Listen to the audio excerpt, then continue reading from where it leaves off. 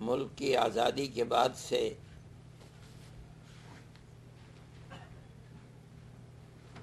ملک میں فرقہ پرستی کا رجحان بڑھا، جس کی وجہ سے فسادات کا سلسلہ شروع ہو گیا۔ جمعیت علماء ہند ریلیف کا کام کرتی تھی اور فسادات اتنے بڑھنے لگے کہ جمعیت علماء ہند کا کام کچھ اور رہ ہی نہیں گیا علاوہ ریلیف کے۔ لیکن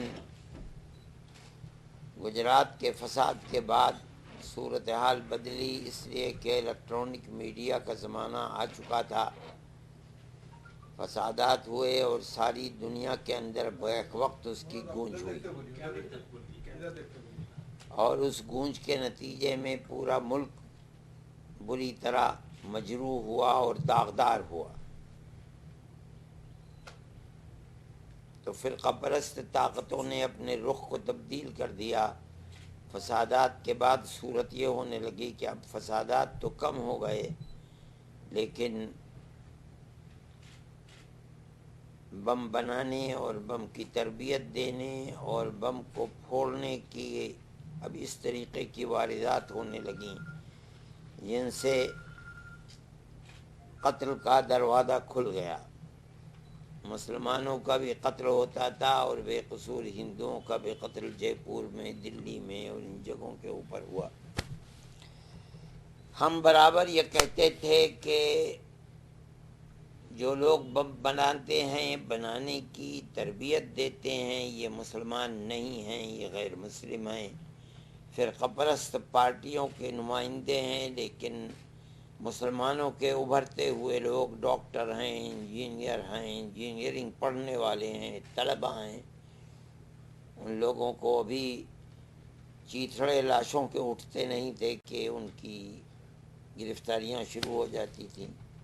مالیگاؤں کے اندر بھی یہی ہوا کہ مسلمان ہی قاتل ثابت کیے گئے اور مسلمان ہی مقتول ثابت کیے گئے۔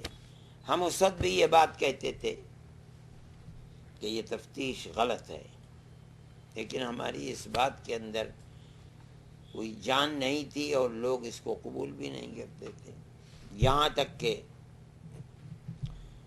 اللہ نے ایک آدمی پیدا کیا ہے منت کر کرے، وہ سامنے آیا اور اس نے پکڑ کر کے دکھلا دیا کہ یہ لوگ ہیں قاتل، جو آج تک جیل میں ہیں، لیکن گورنمنٹ اور گورنمنٹ کے لوگ یکے بعد دیگرے کوشش کر رہے ہیں کہ وہ کسی طرح نکل جائیں۔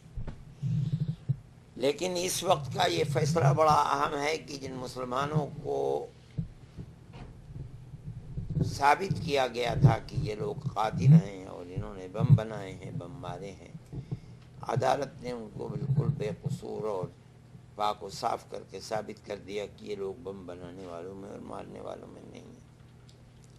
ہم نے یہ سوال پیدا کیا کہ ٹھیک ہے یہ نہیں ہے تو یہ بتایا جائے اب کہ وہ کون لوگ ہیں۔ بہرحال بم تو بنے ہیں، بم پھوٹے بھی ہیں، قتل ہونے والے قتل ہوئے ہیں، قتل کرنے والوں نے قتل کیا ہے۔ جب پولیس شواہد اور ثبوتوں کو نہیں پیش کر سکی کہ کون ہے اور ان کے سر کے اوپر انہوں نے اس کو رکھ دیا، آج عدالت یہ کہہ رہی ہے اتنے سال کے بعد کہ یہ لوگ نہیں تھے، یہ الزام ان کے اوپر الزام ہے، جھوٹ ہے۔ تو اب ہم یہ پوچھتے ہیں بھائی وہ لوگ کہاں ہیں جو ملک کو برباد کرنا چاہتے تھے، تباہ کرنا چاہتے تھے، بے قصوروں کے خون کو بہانا انہوں نے اپنا پروگرام، وہ ہے کون؟ ہمیں اس بات کا جواب نہیں مل رہا ہے۔ لیکن ہمیں اس بات کی خوشی ہے ان فیصلوں کے بعد جو جمعیت علماء کی کوششوں کے اندر اللہ نے ان کو پھل دیا ہے اور طاقت دی ہے کہ ہم جو بات اب سے پہلے کہتے تھے اس بات کے اندر اتنی طاقت نہیں تھی، آج ہم سر اٹھا کر یہ بات کہہ سکتے ہیں کہ جو کچھ ہوا وہ ظلم ہوا۔ ہمارا یہ ماننا ہے کہ جو اب بھی جیلوں کے اندر ہیں وہ بھی مظلوم ہیں، ظالم نہیں ہیں، اور ہماری اس بات کے اندر یہ طاقت ہے کہ آج تک جتنے کیس آ رہے ہیں سب سپریم کورٹ اور ہائی کورٹ تک پہنچتے پہنچتے بری ہو جاتے ہیں۔ سوال پیدا ہوتا ہے کہ یہ ظلم نہیں تو اور کیا ہے؟ اور وہ لوگ سچے ظالم کہاں ہیں؟ عدالت کہہ رہی ہے یہ ظالم نہیں ہے، یہ مظلوم ہے. تو ہماری اندر یہ طاقت، ہم اپنی زبان سے وہ ظالم کہاں ہیں؟ ہم پہلے بھی کہتے تھے کہ وہ تمہاری چادروں میں چھپے ہوئے ہیں، آج اس سے زیادہ قوت کے ساتھ کہتے ہیں کہ تمہاری چادروں میں چھپے ہوئے ہیں.